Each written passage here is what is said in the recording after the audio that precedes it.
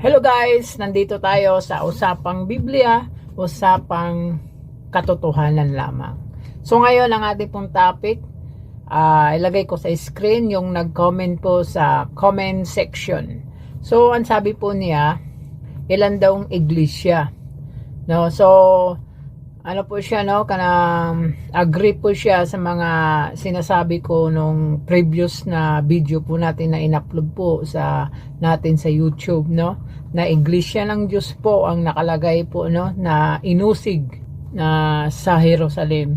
Ayon po sa aklat ng mga gawa, kapitulo 8, versikulo 1, na may iglesia doon na inusig sa Jerusalem. Agree siya, no, na naunawaan niya yung mga sinabi ng Biblia. So mayroon pong nakalagay po na pangalan.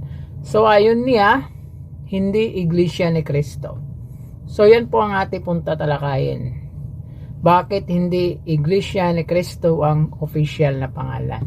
So tatalakayin natin yung official na pangalan ng iglesia na nasa Biblia.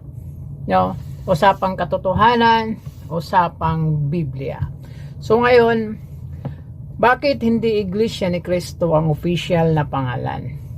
Kasi ang Churches of Christ, doon sa aklat ng Roma kapitulo 16, versikulo 16, you will be greeted with a holy kiss. All the churches of Christ greet you. English kasi nakalagay Churches of Christ. Ayon po sa Biblia, ang official na pangalan po ay hindi iglesia ni Kristo. Kasi Churches of Christ, hindi po siya official na pangalan kasi plural po ang pagkasabi, no? So ngayon, kung babasahin po natin ang aklat ng Roma kapitulo 16 and versikulo 1, no, hanggang sa 16, ay mapapansin po natin ang kasaysayan diyan. Ayan po ay lokal o mga lokal, no? Nagbatian po sila doon sa Judea. Babasahin natin ang Galatia 1, kapitulo 22. No, babasahin po natin. At hindi pa ako nakilala sa mukha ng mga iglesia ng Judea na pawang kay Kristo. Yun pala ay mga iglesia na nasa Judea. Yung iglesia, yung mga lokal doon sa Roma 16:16 na nagbatian ng banal na halik, hindi literal na halik, no? Kundi siya ay spiritual po yan, no? Spiritual, no? Hindi po yan literal na, kasi nagbatian yan Roma to Judea, no? Ayon sa Galatia kapitulo 1, na yung mga iglesia sa lokal doon sa Roma, kay mga lokal yan sa mga Churches of Christ, ay nagbatian ng banal na halik, no? Iglesia na nasa Judea. Kaya ang sabi ni Apostol Pablo doon sa Thessalonica, no? Babasahin po natin ang aklat Thessalonica.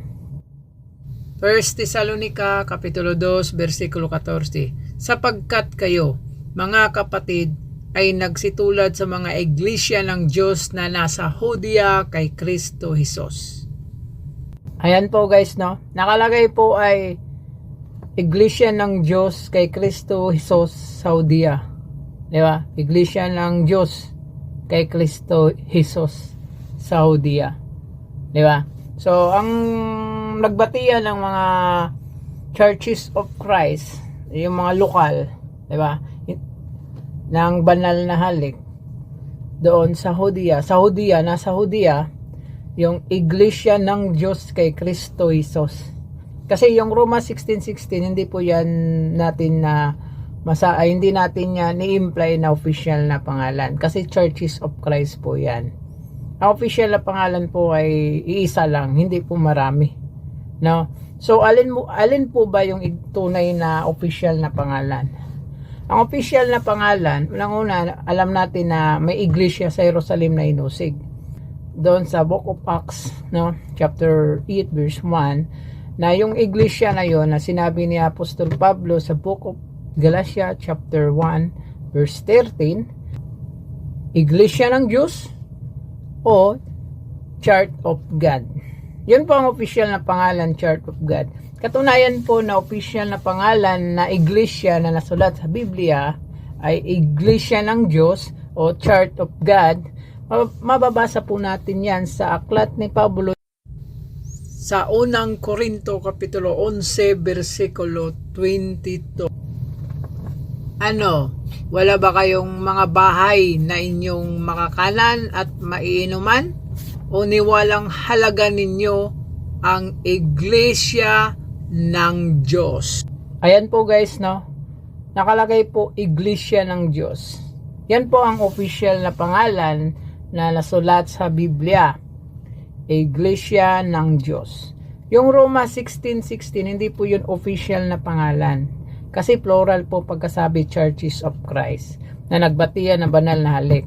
Roma hanggang sa Judea na yung iglesia ng Diyos kay Kristo Jesus. Kasi yung si Jesus Christ po sa aklat ng Lucas 9:20-22, Kristo ng Diyos. So doon sa iglesia ng Diyos, si Kristo ang ulo doon. Now sa Colossians kapitulo 1 versikulo 18, so siya ang ulo ng katawan sa iglesia. Siya yung head sa iglesia. Ng iglesia na yon na siya yung head, yun ay iglesia ng Diyos. Kasi si Kristo ng Diyos. Nandoon na po si Kristo. Iglesia ng Diyos. Kapag iglesia ng Diyos, yun na yung kay Kristo Jesus. Pero ang official na pangalan talaga na ilagay, iglesia ng Diyos. Kahit maraming nailagay na iglesia sa Biblia, pero ang official talaga ay iglesia ng Diyos. Pero kasi nakalagay sa Biblia, iglesia sa ilang, iglesia ng mga panganay, di ba? Meron din nakasalat iglesia o Churches of Christ o iglesia ni Kristo, iglesia ng Diyos kay Kristo Jesus. Now, kung babasahin po natin, titingnan po natin ang kasulatan po, yung kabuuan na kung babasahin natin bawat talata o kasaysayan na sulat sa Biblia, ay ang iglesia ng Diyos. Iglesia ng Diyos talaga ang official na pangalan. Yun yung iglesia ng Diyos na inusig ni Pablo doon sa iglesia, doon sa Jerusalem, yung iglesia na inusig sa Jerusalem. Ang official na pangalan nun ay iglesia ng Diyos. Hindi po iglesia ni Kristo, hindi po iglesia katolika, hindi po Sabadista o Seventh-day Adventist, hindi po. Kundi Church of God lang po.